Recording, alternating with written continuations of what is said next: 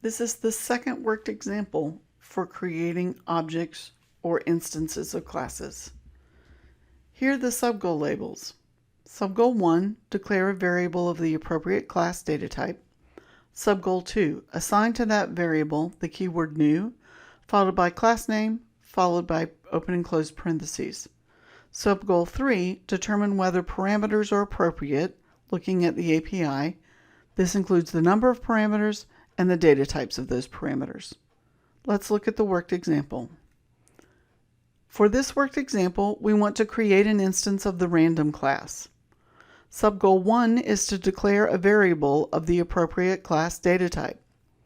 The class data type is random, so we have the class name random followed by the identifier. In this case, the identifier is guess.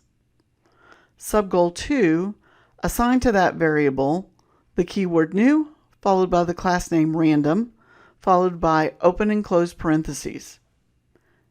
Guess equals a new random. Subgoal 3 says to determine whether parameters are appropriate by looking at the API. Looking at the Java doc for constructing a random object, looking at the random constructors, there are two possible random constructors. The first one has nothing between the open and close parentheses. The second one has one parameter, a long seed, inside the parameter list. We'll choose the first one. In this case, the number of parameters are 0, and because there are no parameters, we don't have to worry about data types. So the second statement then stays the same, guess equals new random. The final answer for declaring an object of the class random would be random guess semicolon. Guess is assigned the value new random open parenthesis close parenthesis semicolon.